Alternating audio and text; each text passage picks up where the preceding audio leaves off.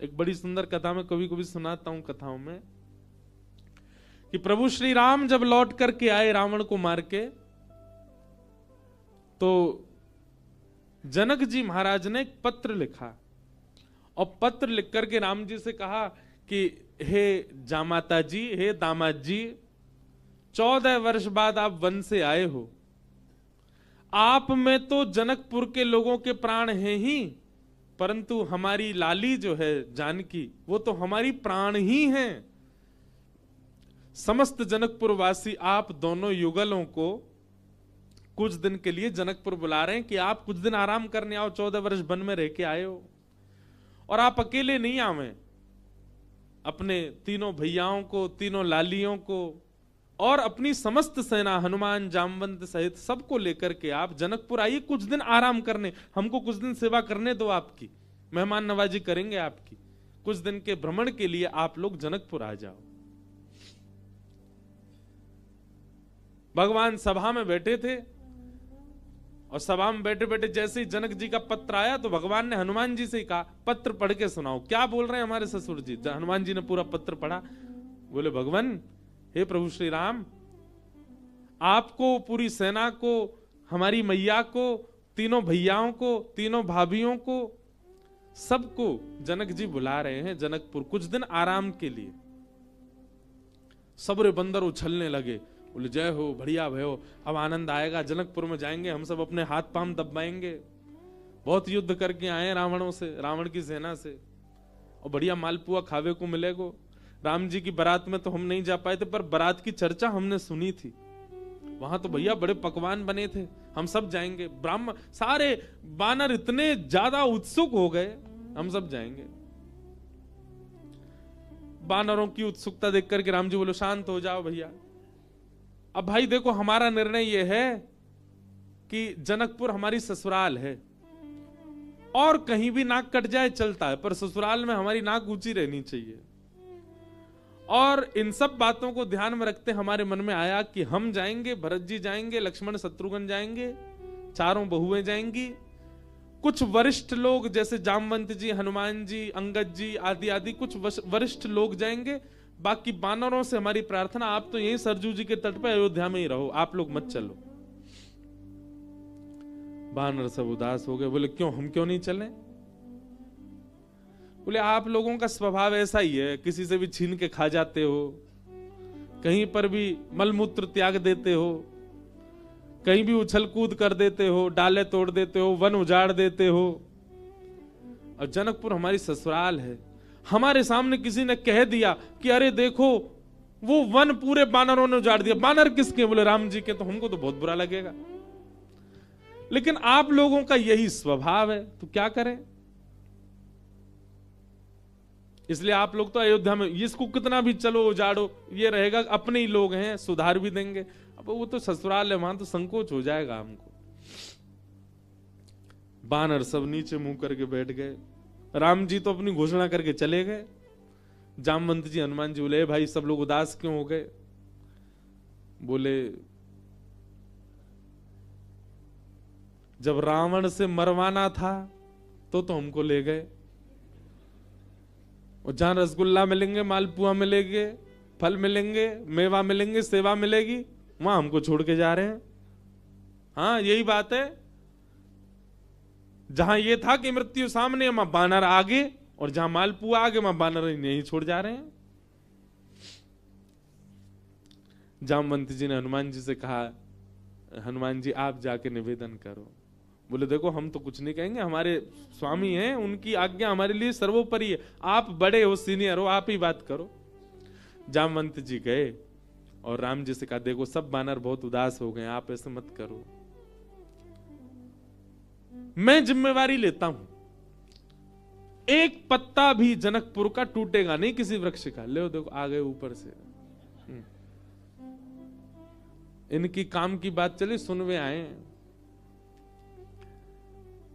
बोले आपके ससुराल में एक चीज भी यहां से वहां नहीं होगी, हमारी गारंटी। राम जी बोले भैया 100 200 300 बंदर नहीं है, करोड़ों बंदर हैं, किस किस को संभालोगे? बोले वो हमारी जिम्मेवारी। मैं वचन देता हूं आपकी ससुराल में एक बात भी ऐसी नहीं होगी जिससे आपको संकोच अनुभव हो। अच्छा देखो, राम जी को संकोच की कोई चिंता नहीं है, तो लीला कर रहे थे, राम जी आनंद कर रहे थे। जामवंत जी बोले सब बानरों की जिम्मेवारी मैं लेता हूं। राम जी बोले देख लो, फिर हम कुछ बात होगी हम तुमसे ही कहेंगे। जामवंत जी बोले आप कह लेना हमसे, बस जिम्मेवारी हमारी।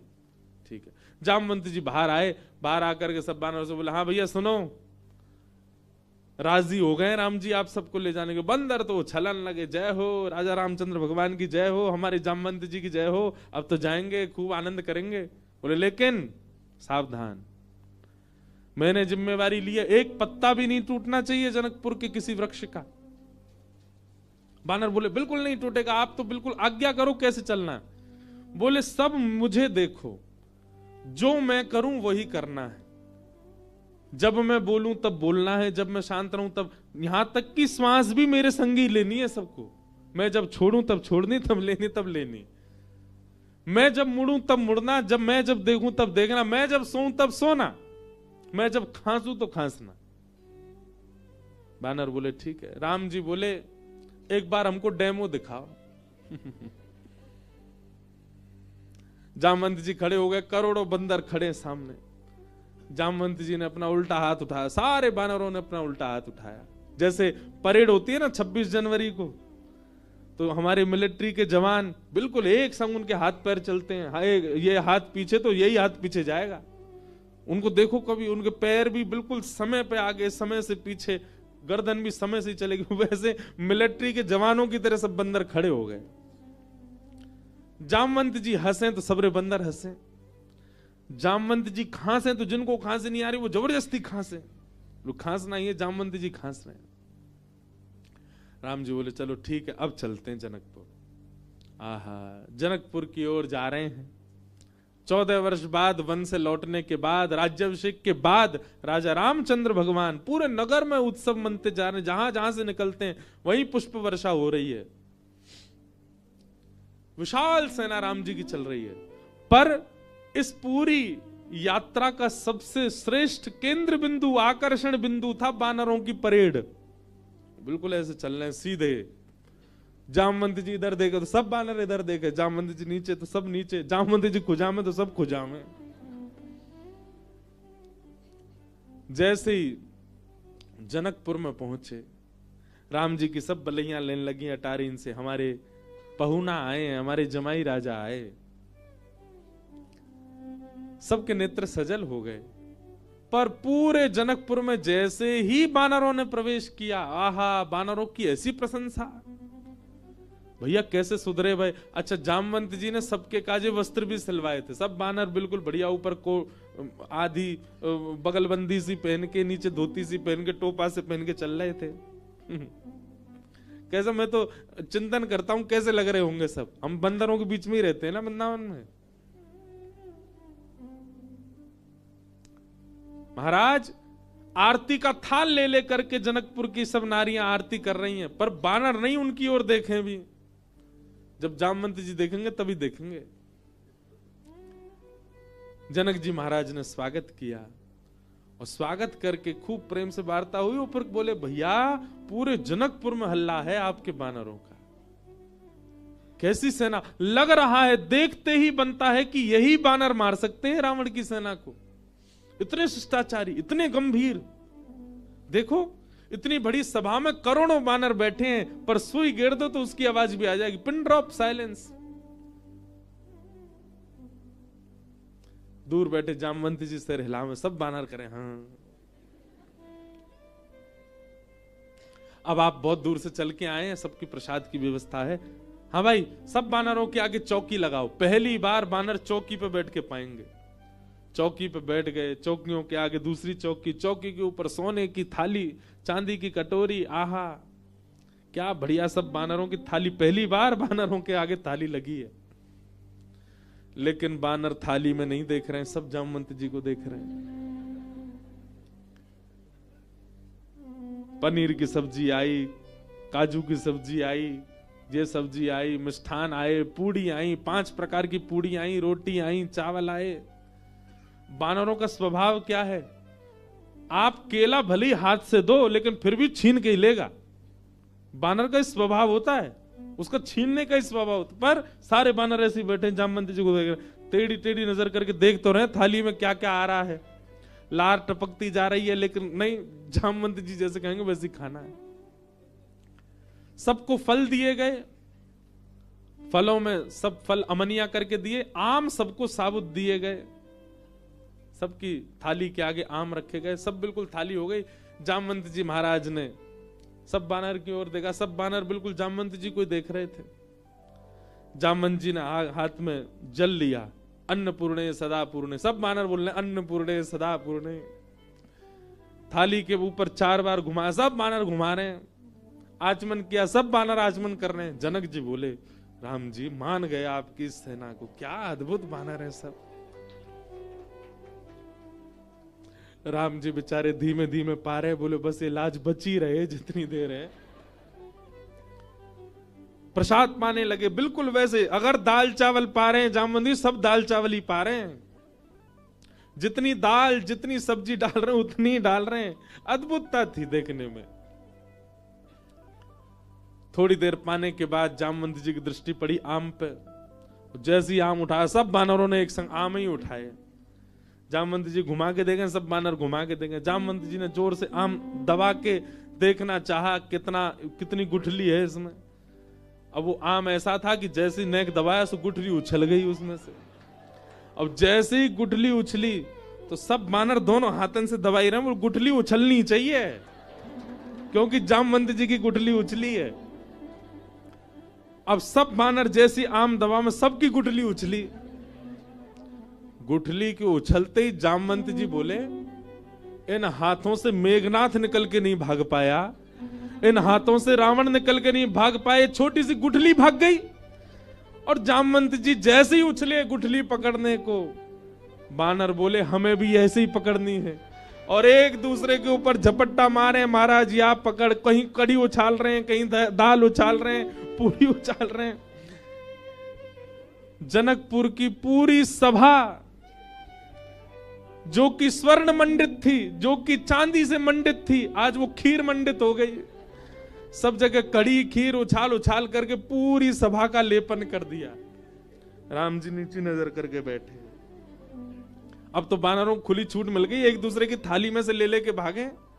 2-4 बानर तो जनक जी की थाली उठा के भाग गए। जनक जी देखते रहे और देखते ही देखते जनक जी की दृष्टि पड़ी राम जी को। राम जी बड़े संकोच।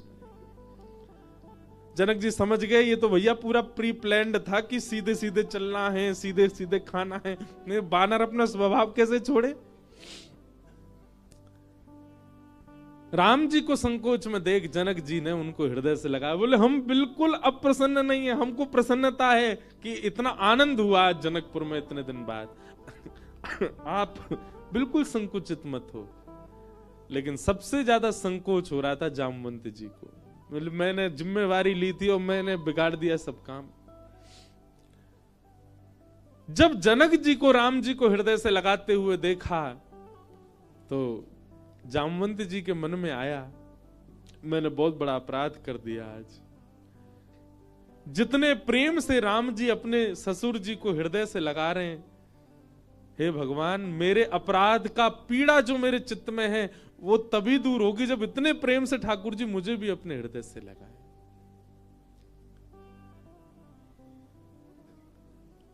जामवंत जी की हृदय की भावना राम जी पहचान गए। और जब वापस जनकपुर से लौटने का समय आया 6-7 दिन बाद, जामवंत जी से राम जी ने एकांत में कहा हम आपके मन के भाव जान गए। जब जनक जी हमको हृदय से लगा रहे थे आपके मन में आया था कि कभी आप भी हमको ऐसे हृदय से लगाओ। अब अभी हृदय से लगाने में वो बात नहीं होगी, जब आप अपनी पुत्री का वर्ण हमारे साथ करोगे, हम आपके दामाद बनेंगे, तब आप हमको इसी भाव से हृदय से लगाना, तब आपकी इच्छा पूरी होगी।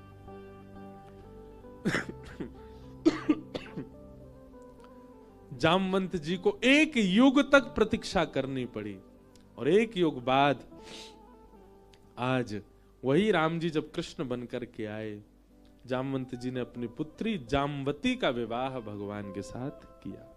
बोलो जामवती रमण भगवान की।